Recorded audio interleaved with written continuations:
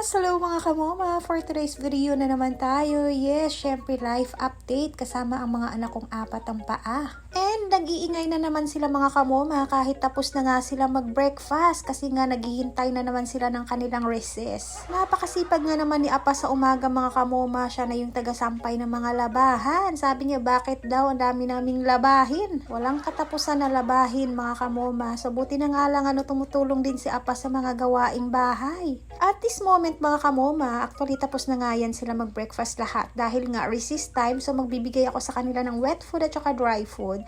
Sa morning po kasi yung breakfast nila ay lahat sila ay naka-dry food. And ang recess time naman nila ay nagbibigay ako sa kanila ng wet food but not everyday mga kamoma. Dahil this time kasi na bago lang sila nag-anti-rabies, so kailangan palakasin ko talaga yung kanilang immune system, lalo na itong mga apo kong pusa. Yung mga adult ko naman mga kamoma, hindi naman talaga sila masyadong mahilig dahil nga ang paborito nilang wet food ay Whiskas.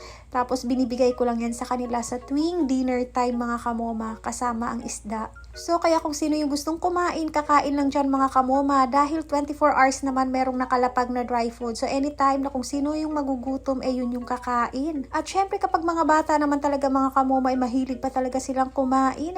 Kahit na oras-oras maya kakain na naman sila. Mabilis lang naman talaga silang magutom mga kamoma, lalo na kapag kapanay laro nila. Kaya yung mga adult hindi na nila pinapansin yung wet food na nilalagay ko dyan dahil nga nakapag-breakfast na rin naman sila. At meron nga po pala ako ditong Whiskas na hairball control mga kamoma at isa din to sa pinapakain ko sa kanila dahil nga si Tita Myong di ba naglalagas ang kanyang mga balahibo. Pero hindi lang naman si Tita Myong mga kamoma kundi sinishare ko na rin dito sa iba dahil ito rin kasi yung sekreto na pampaganda ng kanilang mga balahibo. At syempre ito naman din si Uncle Fifi. Alam nyo na maka-Whiskas itong anak kong pusa, simula noon hanggang ngayon wala pa rin pinagbago. Napaka-diehard talaga niyan sa Whiskas mga kamoma. Ito yung isa, nakita ko na nasa cabinet naghahunting na yata ng pagkain. Ayaw niya rin naman kasi makijoin doon sa mga maliliit mga kamoma. So gusto niya mag-iibang anyo yan si Gomdori.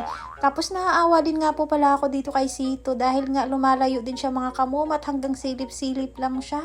Dahil nga takot nga si Sito kay Mommy Bada. Alam niyo naman itong si Mommy Bada ay napakasiga. Siya talaga yung reyna dito sa loob ng bahay. Kaya halos lahat ng mga pusa ay takot na takot sa kanya. At isa din yan si Daddy Yowu. Lagi niya rin kinakampihan yun si Mommy Bada. Porket nagkaroon sila ng relasyon ay abay kinakampihan niya nga si Mommy Bada kahit si Mommy Bada yung nagkakamali. Pero syempre hindi natin ito tolerate yung ginagawa ni Mommy Bada. Kaya ang ginagawa ko kapag nandito si Mommy Bada, ilalagay ko talaga yan siya sa kanyang kondo mga kamoma. Para naman kasi yung iba may enjoy sila sa pagkain nila. Pero ewan ko ba bakit ganito nag-iiba yung ugali ni Mommy Bada, nagiging supladitan na. Sila nga talaga ni Mommy Citri, simula nung nagkaroon na sila ng anak, nag-iiba na rin yung ugali nila at lagi na rin silang galit. Hindi kaya nagmana sa moma nila ay palaging galit din ang moma nila at mainitin ang ulo. Pero normal naman talaga yan sa isang nanay mga kamoma. Kapag meron na tayong mga anak, hindi na natin talaga maiwasan na hindi uminit yung ulo natin. Pero alam nyo ba may mga konting kabaitan pa rin naman natitira kay Mommy Bada. Kita nyo yan, binabantayan niya si Bebang kasi nga si Bebang hate talaga siya ni Mommy C3. Kaya ayan, higpit sa pagbabantay si Mommy Bada para hindi siya mahawakan ni Mommy C3. At eto na nga, maglalambing na tayo kay Bebang mga kamoma kasi bago lang yan siya pinaiyak ni Mommy C3.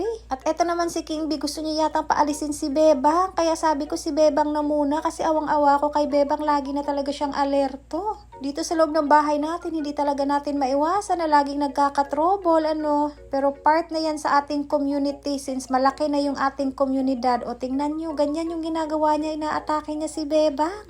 Sa bagay, kung nagagalit nga siya sa mga anak niya, kay Bebang pa kaya na hindi niya anak. Kaya ayan, kinausap na rin siya ni Mommy Bada. Kaya sabi ni Mommy Bada, wag na niyang ulitin yung ginagawa niya. Kaya nagsorry na sila sa each other.